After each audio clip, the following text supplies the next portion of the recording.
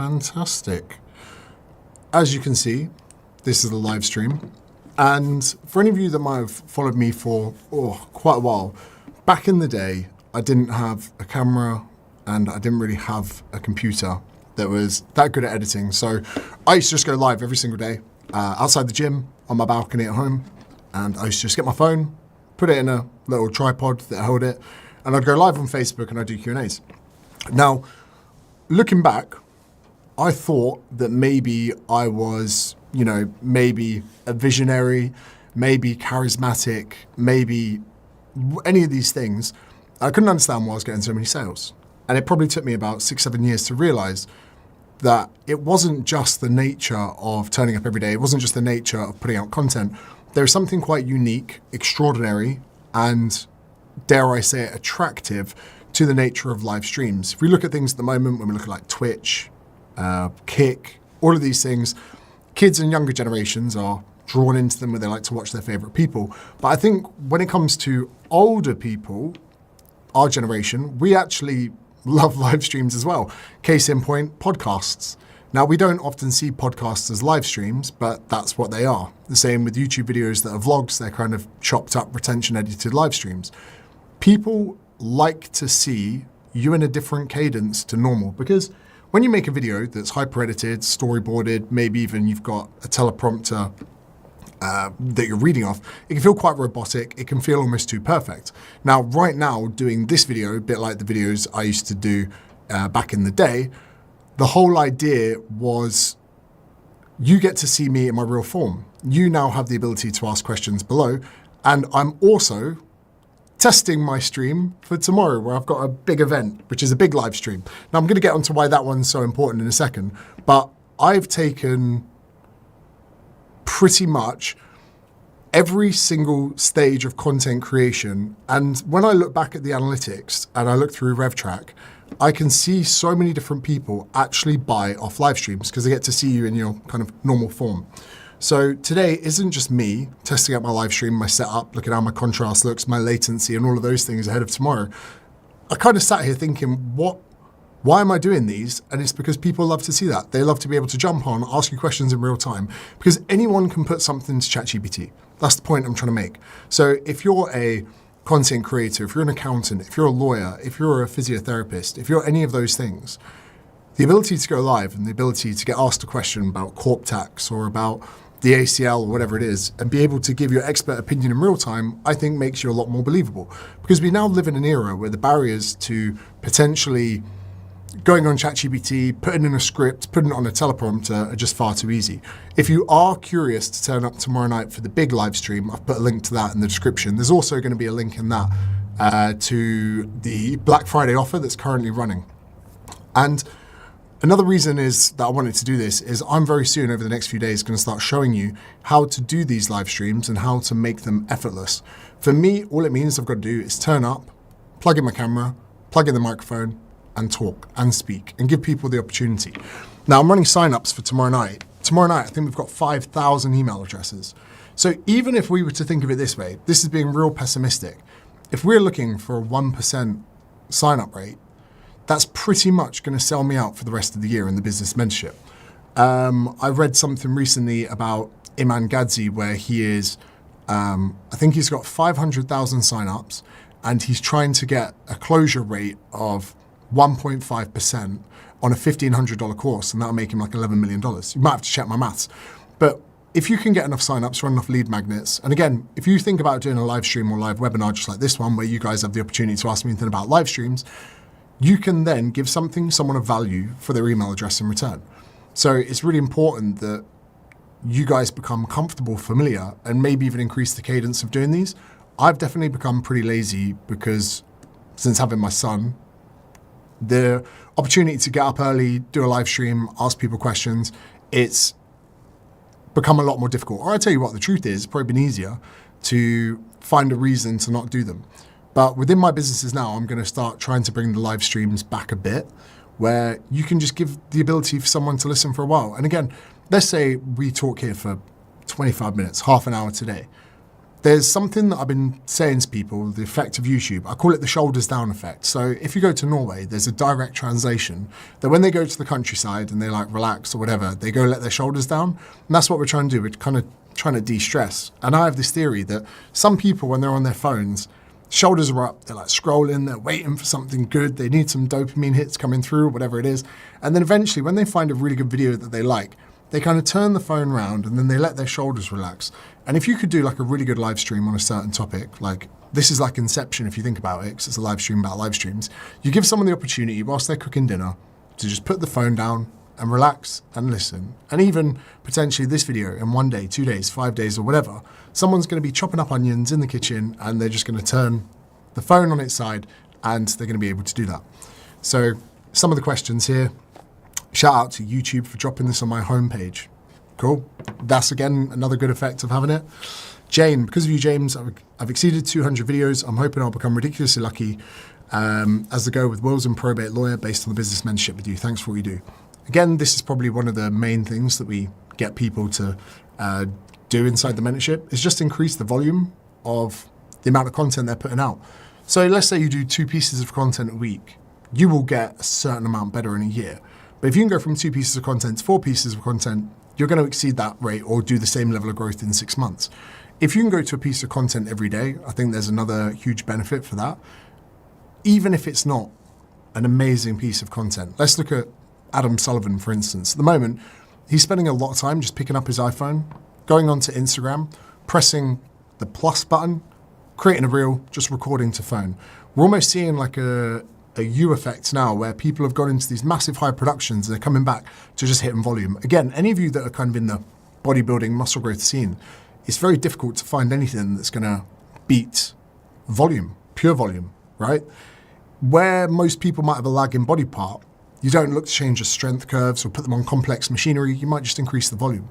And for some reason, as creators and business owners, there's just not enough onus on people to improve that volume.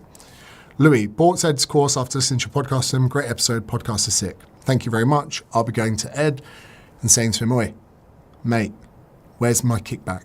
Where's my money from that? Now, to be fair, Ed Lawrence, who my most recent podcast was with, any of you creators in that space should listen to that. I might even give you a little link. There you go. Look at that. Had that pre-populated already. There's another hack for you whilst we're here. On Apple, there is something called text replacement. So you go into your iPhone, you go into your MacBook, you find text replacement, and you should have websites, email addresses, and links. You want to make up little phrases that you wouldn't say normally. So for instance, we were just talking about the podcast. Now on my computer, if I type in pod link, I hit spacebar, it populates that link. So if you're running a business and you've got like a squeeze page, a landing page, an email address, you should make little codes that you make up. So when someone goes, oh, where can I see your offer? You type in offer 1, hit space, and it'll populate it. All right, what's up, James? How's your day going? It's early, so it's good. I'm going to be back on here tomorrow doing that big live stream. Like I said, there's a link to sign up to that. Really, I'm testing my stream. So it all looks good. I'm using a different streaming software, if I'm completely honest. So if I just have a little look here, that's looking crisp. NGL, as the kids say, NGL, which means not gonna lie. So last year we had a bit of a disaster. So I'm using a posh camera now called an FX3, and I'm using something called a Camlink 4K. I'll do a video about this. I was trying to leng up the quality of the live into 4K. Now the 4K was then crashing my lives. So some of you maybe last year might have jumped on a live and after 35 minutes it just went kaput. Problem with that being, a lot of people had signed up to come onto the live. So I then found out that my streaming resolution was too leng for the lengness, and I've changed it since. Matt Talks Writing. Thoughts on deleting and starting a new Insta account? I tried the content wall, new TikTok account, did really well. Feel like my old Insta is shadowed. I doubt that. It's unlikely. I wouldn't say you need to delete something. You could start a new Instagram if you want. Again, if videos are doing really well on TikTok and not Instagram, 9 times out of 10, I'd say the content needs to get better. Like, a lot of people seem to think the algorithm's punishing them, but the algorithm is based purely on how humans react to your content. So maybe humans on TikTok, fine, but humans over on Instagram are just not vibing with it. So maybe the hook's not good enough, the setup's not good enough. You know what I mean? So we need to look into those things. All right. I do research mentorship, by the way. I don't know what that means, really. Aaron, tried to be more original on my channel, video ideas, so I didn't feel like just another fitness YouTuber. But those videos are bombed. Shall I copy more? Okay, you've said you're not as fit as the top guys either. So this is where people fall into a trap, right? Some of the biggest YouTubers, Jeremy Attia, Jeff Nippard, some of these people are in really good shape. And if you meet them where they are and try and make content based on muscles, you're just going to lose. But the thing is, right, if you look at my biggest videos as a fitness person, they have nothing to do with getting my shirt off. They're often to do with critiquing athletic greens or going after Prime or doing creatine gummies. So there are still so many things you can talk about, but you've got to meet people in a place they can't. Like, not being funny, but most of these fitness plebs that look good with their top off are thick as two planks. So if you're, a good presenter, or you're good at getting your point across, or you're good at explaining things, it's a bit of a waste for you to try and go compete on that level. So instead, you need to decide, what am I good at? Is it communicating? Is it breaking down things? Is it being educative? Is it using a whiteboard? Is it whatever? And do that. I guaranteed you're trying to compete on a level where you're just not going to win. So for instance, think of it this way. In jiu-jitsu, if I'm coming up against a wrestler, I'm not going to wrestle. And you think, why? Well, because the person's better wrestling than me. So what am I going to do? I'm going to pull guard. And that means I'm going to scoot my butt. People go, why would you do that? I go, well, I'm probably not going to beat a wrestler at wrestling, but I might have a better guard game than he does. So I'm going to have to make sure that I meet my opponent at where I'm better, not where they're better. And it's the exact same in content. So there was a moment where 2018, I looked at the people in my industry. We've got Mark Coles, Ben Kuma, Jay Alderton, all these names. And I sat back one day and I was like, do you know what? I'm never going to be as smart as these dudes, but I could be funnier. Like, none of these lads have got the bants that I have. So rather than trying to be bigger than them or smarter than them, I decided to be funnier than them. And then, the rest is history. Do you script every YouTube vid? I script every YouTube vid that needs to be scripted. And scripting isn't always there's several levels.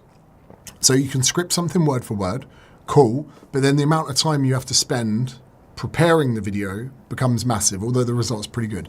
Then sometimes you can almost script bullet points. So I'll go into a Google Doc and I'll just script down things that I don't want to forget. Now, there are some videos that I can just go and I can just talk about, like this one, for instance. There is no planning to this live stream, just 2 links in the description, one to buy my shit, one to sign up to the webinar I'm doing tomorrow. So some videos yes, some videos no, but the one thing I would say is this. If you're gonna do a script on a video and you're gonna spend 2 hours, spend 1 hour scripting the video, but spend 1 hour determining where the title and thumbnail are gonna be, the positioning of it. Because your introduction has to match that. Because so many people are they make a video, then they think, how do I package it? But it's the wrong way to do it. Because sometimes you need to pay off your packaging right at the beginning. And what I mean by that is, if you've got a bit of a weird thumbnail and a weird title that's very clickable, people click on it, but they need the answer straight away. You can't just get into it like 3 minutes in. Where is this accent from? Are you English? Yes, I live in Sydney though. The thing is, in the UK, right, we get sun, hot weather and swimming pools for 2 weeks of the year. You come to Australia, you get that all the time. So when you come over here backpacking, you get to drive on the same side of the road, better coffee, better food, hotter women, and taxes. Actually, I'd say the UK's worse taxes than here. So there's a lot of English people here for that reason. If you have kids, don't let them come here, because if they do, they're not coming back. Just got my first PT job at my local Pure Gym in Manchester. Any tips on getting my first 10 clients? Right, mate, this is what I need you to do. Get 1 client. Do whatever you need to get 1 client. You fight tooth, nail, whatever, get that 1 client. Once you have that 1 client, look for the second client. Do everything you need to do just for that. You're making the big mistake that a lot of fat people make. So fat people go, oh, James, I need to lose 10 kilograms. I'm like, listen, you need to lose 1 kilogram, mate. And once they've lost 1 kilogram, we look for the next one. Because then we get 10, I don't know what's going on. You need 10 victories on the way there, right? Not 1. So it's one of those things that 100%, you just need 1 client, then 2 clients, then 3 clients, then 4 clients. When I grew to 1 million followers, Flex, all I would do was 1,000 followers at a time. I wouldn't go, how am I going to get 160,000 followers this year? I was like, how am I getting the next 1,000? So that's all you need to do. That's all you need to do. Today, I finished my marketing email that I got from mentorship. I'm really curious to see how it performs. And if it doesn't perform, put out another. Get better. All right. Any chance you can roast me live? Oh, you talk dirty to me. All right, Shore Financial Services. Do you know what? Why the fuck not, brother? Do you know what I've got here? 2 laptops. Do you know why? Because I'm rich. That's why. That's a joke. Relax. Okay. Shore and Partners Financial Services. Is that you, sir? Well, it looks like they're Shore Financial Services. So I don't even think that could be a fucking first one, right? So I put in your name, and I think another person's come up. Shore Financial Services. Yeah, I don't even think that's you, brother. But it says there, Shore Financial Services. Let me try this. YouTube.com/Shore Financial Services. Because I think there could be. Oh, mate. Well, for a start, right? I've typed in your name onto YouTube. You're not there. That's problem number 1. That's the issue with potentially calling your business things that other things have got. What do you recommend to fitness creators trying to improve short form content? Easy. Now, we know we spoke about those keyboard shortcuts. I type in content 1, boom, and there's a link to my short form content creation course. If you've already got it and you've already done it, then you could ask me questions about it. So those keyboard shortcuts are amazing because anytime, any place, I'm just one little tap, tap, tap away from sending you a link to a landing page. Cosmo Cullen, how do I identify what value I provide to people? It's not about value as such. I think the value really stems from solving problems. So I'll talk about this more tomorrow night. Any of you watching this that think that you might like me, although I'm flattered, you don't. What you like is the fact that I can solve problems for you. And I'll explain. So the journey of our relationship could be weeks, could be months. You might have just come on this live stream tonight randomly. You might have just seen, who's this twat? But if we went back in time and I removed every single time I made you laugh, helped you understand something, or made something easy for you to grasp, if we did that enough times, I would just be a prick with a nice car. So the point I'm trying to make here is no one really likes you. They only think they like you because you solve a problem for them. Same goes with a lot of relationships, a lot of friendships are two-way bonds where you need to communicate and hang out and help each other and spot each other in the gym or whatever it is. If there's no benefit between two parties, there will not be cohesion. And that's not depressing. So you're trying to think, what value can I provide to people? Well, if you can solve problems for them in a probably not too long distance future, they're going to really, really like you. Again, I teach all this in the mentorship. There is a link in the description. I know it can look expensive, but if you think about how many clients you'd have to sign on to make your money back, it's not that bad. My friends have been telling me to start posting on social media. I go to the gym and I run and I'm not in the best shape. I'm not the quickest guy. I have a bit of humor. I don't know. Do you know what? I wouldn't just post for no reason. I'd say, do you have a business? And could that business be benefited by social media? If yes, use it. But if no, don't. So the issue with that is that when I started on social media, I already had a PT business. So you need a business because some people just grow followings for the wrong reason. Sam, I'll be doing a 2-hour seminar right now according to your email I just got. Well, Sam, if we're completely honest, that's tomorrow. And I actually got here this morning and I just realized it's Monday for me. It's Saturday night for you lot. I put it in my diary the wrong day. So I used it as an opportunity to test my live stream. So the 2-hour seminar is tomorrow night. But it said Sunday on all of the messaging. So I just put it in my diary as Sunday. Then when I got here, I was like, I might as well just test the live stream. What's the webinar tomorrow about? It's about personal brand, building a personal brand, mistakes to make, mistakes not to make, go through some personal brands that are crushing right now and why they're crushing. There are some of you that love personal brands, you don't even know why. So again, there's a link in the description, it's free to join. Any advice for an in-person PT to fill my diary? Same process as a new PT in the gym. Yeah, ultimately, there are going to be different ways in which you can acquire new business. Let's pick 5, right? You could go door to door. Don't do it because the chances that they train in the gym, 16%. The chances that they go to the gym that you're training out of, again, takes that down. The percentages that they're even home, terrible. Flyering, pretty bad. Like you could try cold calling people, you could hand out flyers in the shopping centre. There are so many different things you could do, right? But if you talk to someone within the gym, you know they're a member of the gym and you know they go to the gym. So the PTs will do anything but talk to people in a gym. And that's where you've got the reddest, hottest leads, because anywhere else you go, you've then got to align so many more things for them to be right. So yeah, it's one of those things that would be my advice. And then there is a certain amount of people you need to talk to. You might have to talk to them or you might have to talk to 20 people to get a lead. You might have to talk to 30 people to get a lead. You might have to talk to 5 people to get a lead. It depends. So that's the thing that you really need to hone in on. And then if you want to get 5 clients, you need to talk to 100 people. You need to talk to 500 people. What content would you recommend for real estate photography in the UK? What problem do you solve? Because I don't know the business. Do we talk directly to you on the program? Yes. And sometimes I pull your pants down. Not going to lie. Sometimes I pull your pants down. And that's just the truth. And some people can get butthurt. But do you know the harshest thing I could ever do in the mentorship is to say to people, looks fine, mate. Looks fine. So yeah. Why does the webinar say it started half an hour ago on the link, bruv?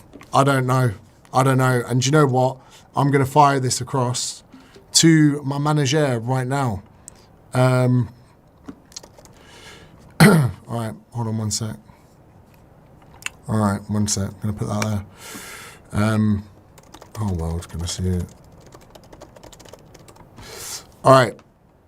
To the guy who said, not in my best shape, why not post to follow my journey? The thing is, right, the issue with that is saying follow my journey is people don't care. Like I said before, the not harsh way possible, people don't care.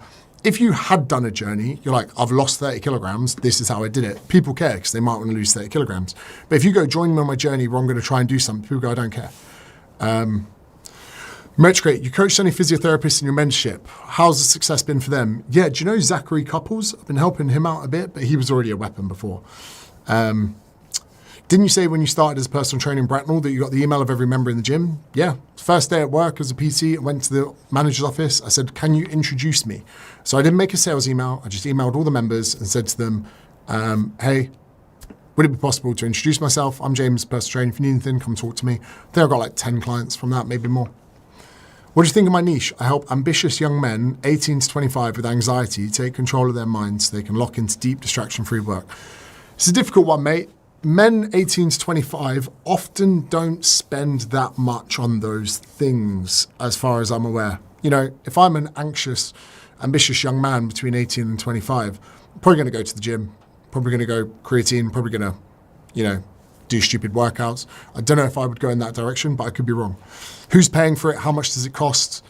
Like, if you help people with anxiety, what are you, like a therapist? Are they going to be able to afford £65 an hour or whatever it costs? I do photo, floor plan, video tours of the house, sale lettings, business. People always like to see the inside of other people's houses. So that could be something in itself. You'd need a good hook. The best real estate agents use this hook, right?